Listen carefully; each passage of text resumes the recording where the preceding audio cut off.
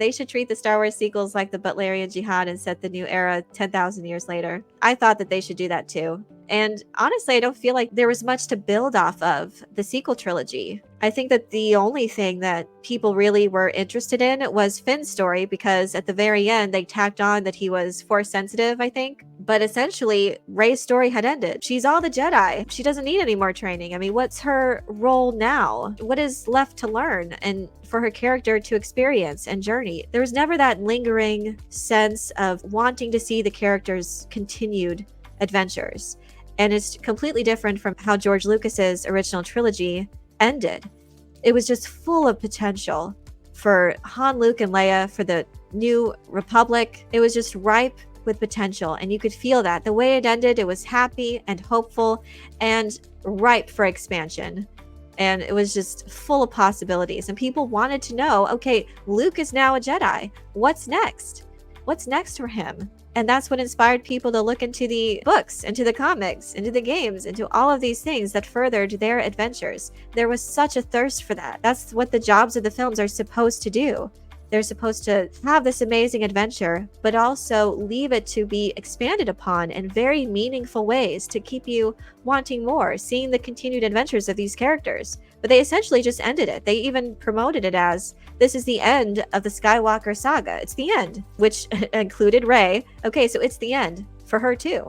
According to you, according to Lucasfilm, there was just never that same drive and thirst to see those immediate adventures for them. I think Finn was the only one, because his character was just treated so dirty throughout that whole trilogy. And for him, yeah, he just discovered his force powers, so there's definitely something there to see his continued journey since you pushed him aside so many times. Yes, the New Republic dashed in The Force Awakens, with the Empire returning to power, back to square one, victory of the original movies destroyed. That was such a horrible foundation to build off of.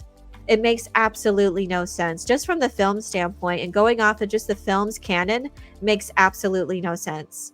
There's no way for the First Order to have been in the state that it was just, what, a couple of decades, a few decades later? I don't know. After all that was accomplished in the original trilogy, it made no sense.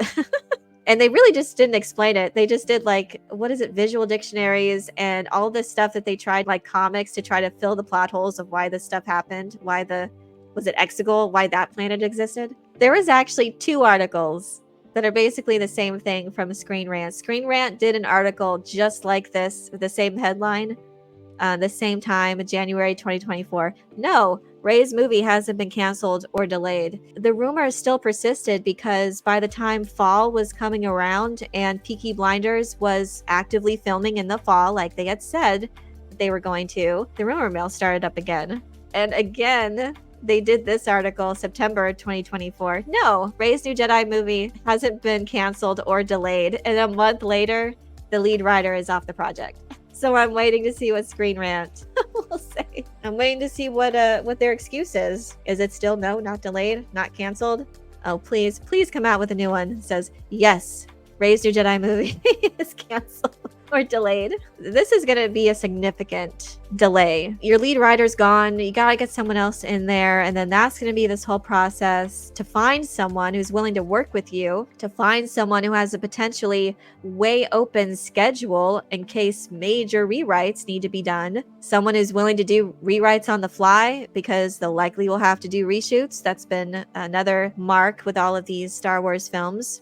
There's significant reshoots, not the normal amount of reshoots and touch-ups. So you got to be prepared for that. And then this is a significant delay. I mean, it was already far-fetched it going against potentially Dune in December of 2026. So it was already kind of not the best movie to put out there in comparison. So yeah, we can officially say it has been delayed. And when you hear stuff like this coming out, if you can't get the movies right, this is where this IP was born. And if you can't do that right, everything else suffers.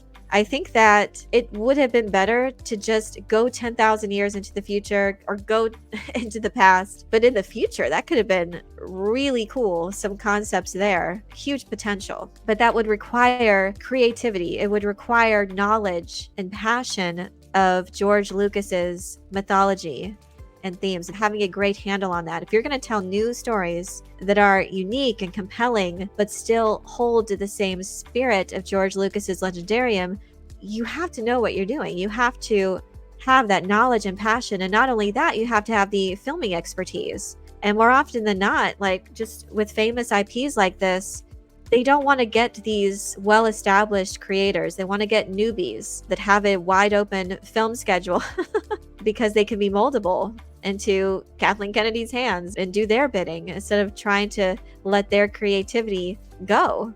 I don't think anything's changing.